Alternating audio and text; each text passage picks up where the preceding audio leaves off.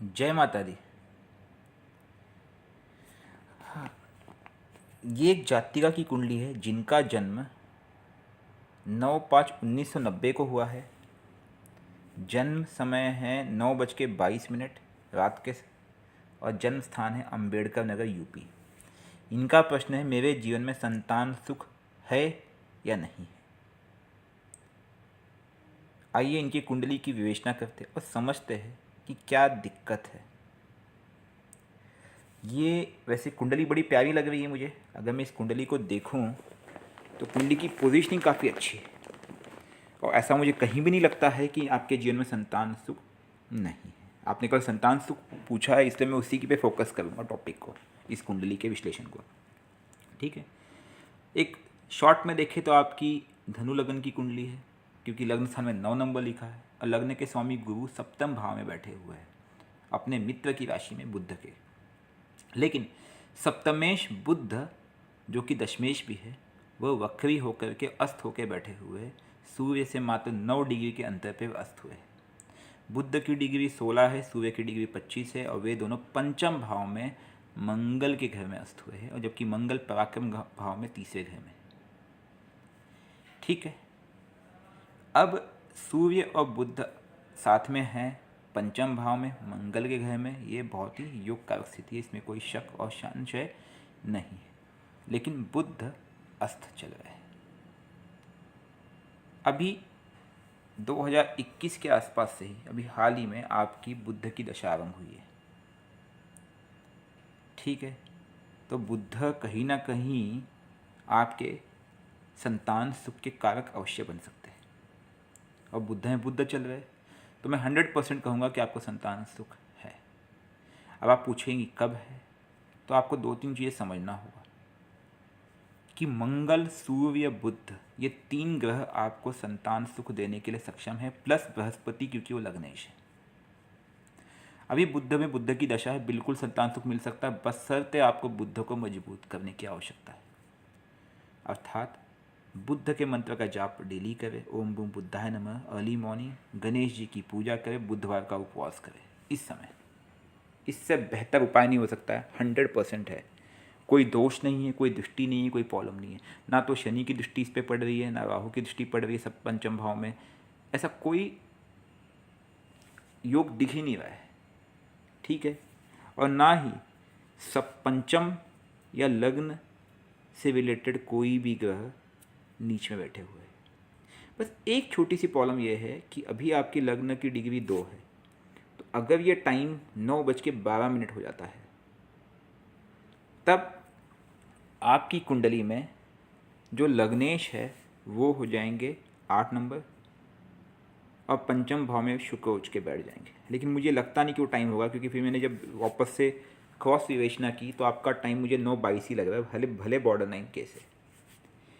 ठीक है, दूसरी चीज़ ये है कि जब कुंडली को विस्तार से देखते हैं तो चंद्र पे शनि की दृष्टि पड़ती है, तो इसलिए आप थोड़ा सा स्ट्रेस में आ जाती है, मन से सोचती है, डिस्टर्ब हो जाती है। तो आप पूर्णिमा का उपवास रखिए साथ ही साथ, और दूध से रुद्राभिषेक कीजिए, क्योंकि चंद्र की दृष्टि भी पड़ रही है पंचम भाव पे, वो भी कारक है यहाँ पे। तो अगर आप पूर्णिमा का उपवास रखती है, प्लस बुधवार का उपवास रखती है, और ओम नमः शिवाय मंत्र पे रुद्राभिषेक कीजिए हर पूर्णिमा को कम से कम 108 बार। ठीक है, आपको इससे राहत मिलेगी।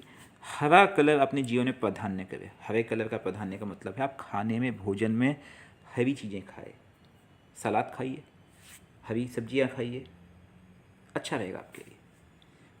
प्लस हरा कलर के कपड़े पहनिए, डेली कुछ ना कुछ हरा रहे आपके कपड़ों में, मैक्सिमम प्रॉब्लम अपने आप दूर हो जाएगी। शिव पूजा कीजिए। एक प्रस्ताव और हो सकता है कि आप पन्ना रत्न धारण कीजिए। मैं यहाँ पे लिखना भूल गया हूँ, सॉरी, मैंने मिस कर दिया। अच्छा, चंद्र आपका केमदुम दोष में है जो मन का कारक है, ये भी एक कारण है कहीं ना कहीं जो आपका डिस्टर्बेंस क्रिएट कर रहा है, तो इसलिए पूर्णिमा का उपवास मैंने आपको बताया हुआ है। ठीक है, बुद्ध का मंत्र जाप ओम बूम बुद्धाय नमः, मंगल के मंत्र जाप का जाप ओम अंगारकाय नमः, एक एक माला रोज़ सुबह कीजिए, 4 से 5 मिनट लगेगा, कोई मेजर टाइम नहीं है। रुद्राक्ष की माला का प्रयोग कीजिए, सब ठीक होगा। और पन्ना धारण करिए आप, अगर आप पन्ना धारण कर सकते हैं तो। अच्छा, दूसरी चीज़ मैंने आपको अब कहा है कि कहीं ना कहीं मुझे दिखता है कि आपको थोड़ी सी अपनी वाणी का ध्यान रखने की आवश्यकता है, क्योंकि शनि अपने ही घर में वक्री होकर बैठे हुए।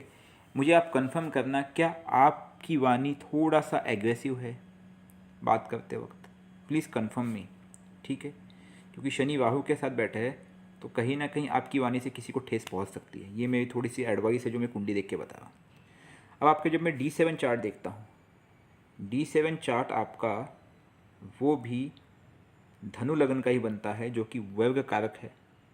वहाँ पे सूर्य प्लस गुरु साथ में आते हैं, और वहाँ पे उसके पंचम भाव में केतु बैठे हुए हैं, ठीक है?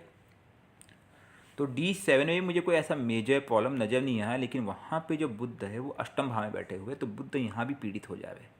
अब बुध की दशा चल रही है, तो आप पन्ना धारण कीजिए, बुध का उपाय कीजिए, गणेश जी की पूजा कीजिए, शिव जी की पूजा कीजिए, सब प्रॉब्लम ठीक हो जाएगा।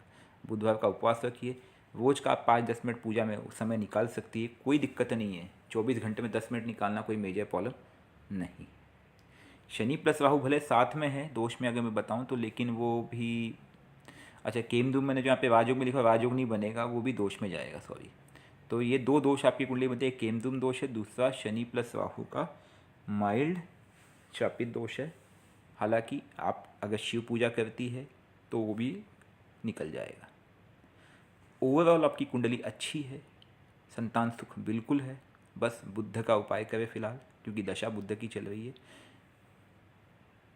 हरा कलर जीवन में अपनाइए, फिर से कह रहा हूँ मैं आपको, पन्ना धारण कीजिए, बुद्ध के मंत्रों का जाप कीजिए, गणेश पूजा कीजिए, और पूर्णिमा का उपवास, बुधवार और पूर्णिमा का उपवास कीजिए, बस सब प्रॉब्लम सॉल्व हो जाएगा।